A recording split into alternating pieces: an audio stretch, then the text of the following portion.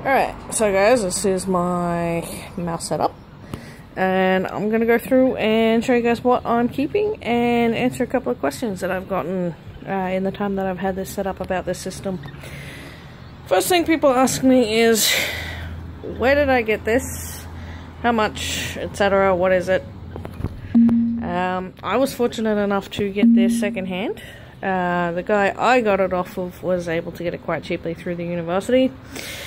But if you wanted to purchase one of these new, be prepared to pay a small fortune. The particular brand or model this system is North Kent Plastics. They're a UK mob. Or if you're in Australia, the Australian distributor for these is Able Scientific. Now this system holds about 64 tubs. So this is mostly full. I've only got half of it plumbed up though.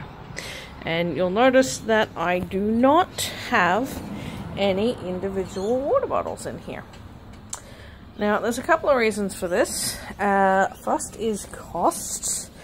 If you're buying your water bottles individually, depending on where you get them from, you can spend anywhere between $3 and $9 to $13 per water bottle. Now when you've got a lot of mice, that adds up really quickly. So, the other reason I don't have individual water bottles is time and maintenance.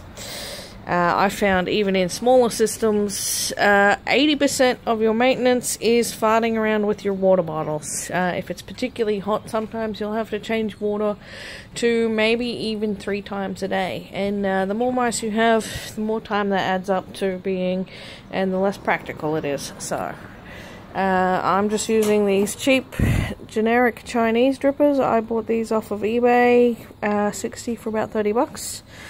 And they're all set up. The tension is set by these little stoppers inside. There's a spring inside, and basically you just wind that out until they're set up so they're tight enough so they don't leak, but they're loose enough so the mice can get water. And then that is set up to an 8-litre water bottle. That's just from Kmart. And then that's 8mm tubing. The T-pieces came with the drippers. And you'll notice that this is elevated a little bit. It's a gravity-fed system. And each individual tub that is set up with mice in it have their own little dripper.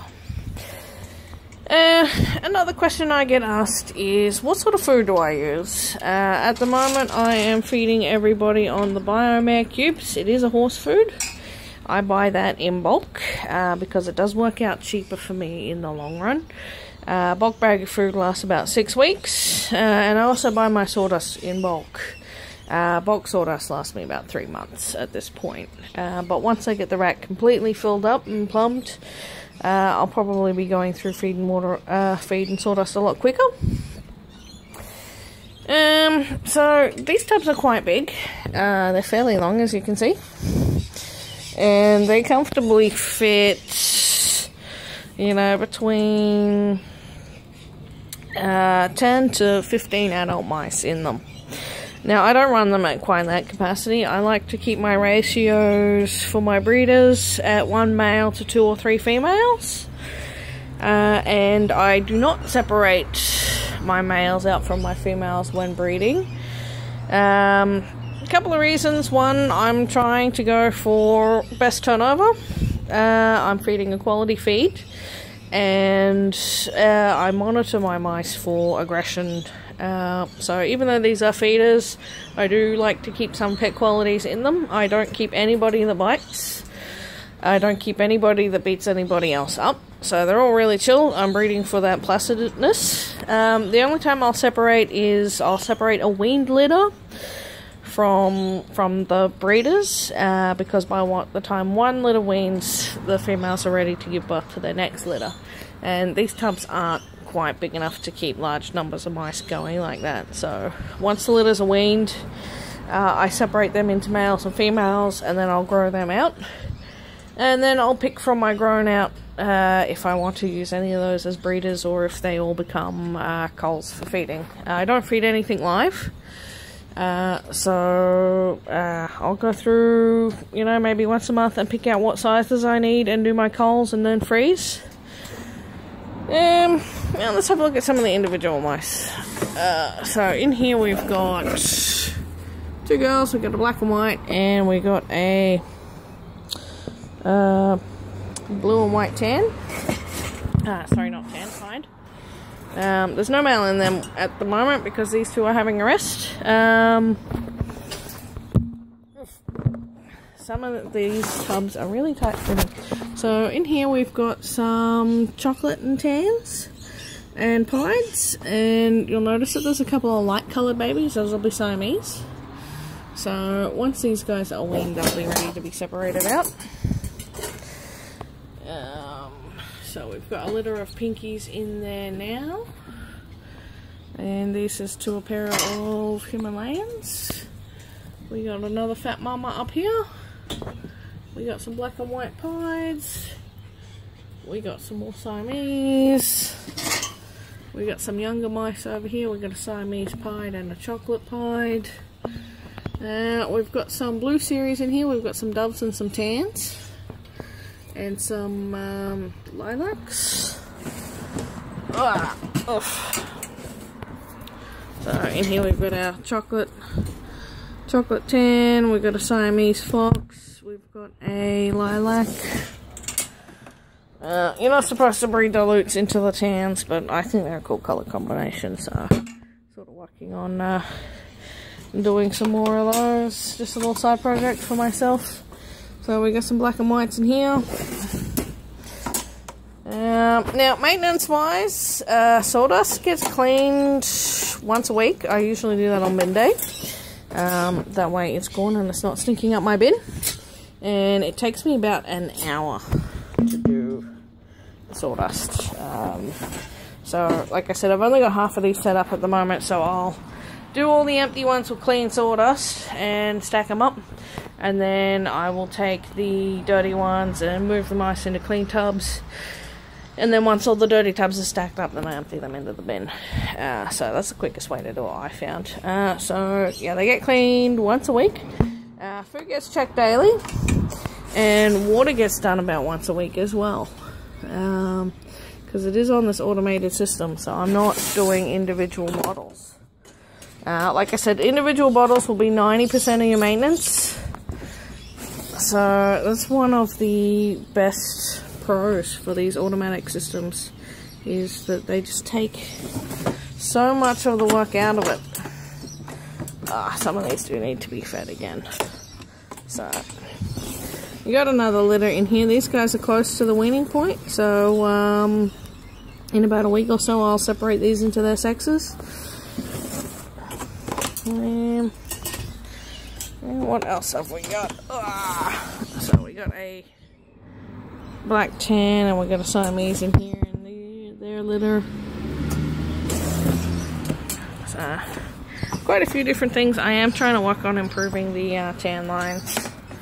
A lot of them are quite poor at the moment. We got 2 litters in here. You'll notice that one is a couple of days older than the other litter. We've got some quite small ones. Now I found with the Biomare pellets that I get much bigger litter sizes more consistently.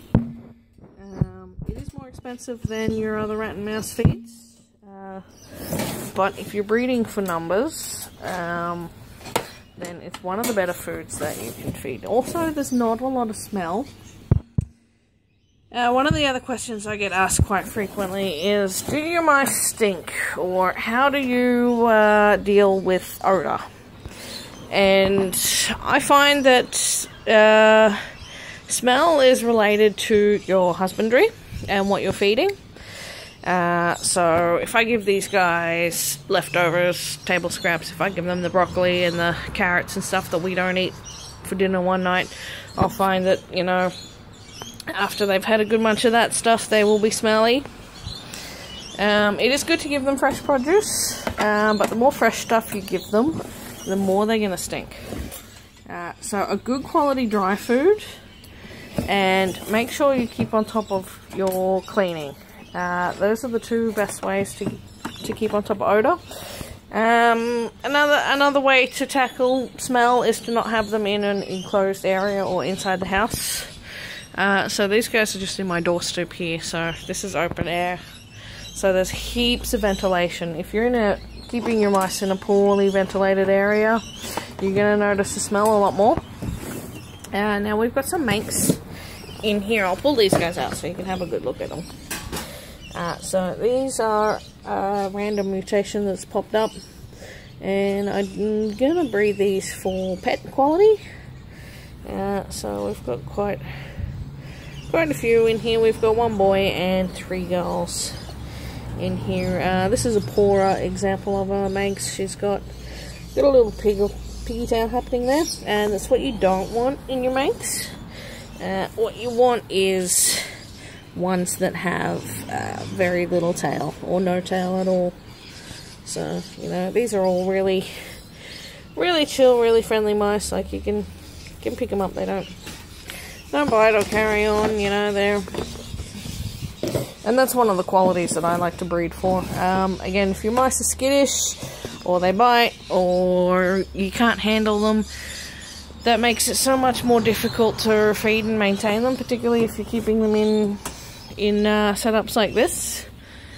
So this whole thing is all about doing it as efficiently as possible.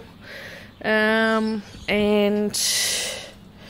yeah, that's it. I think I've covered everything. If there's anything that you want to know that I haven't covered yet, drop me a comment, let me know, and I'll do a follow-up.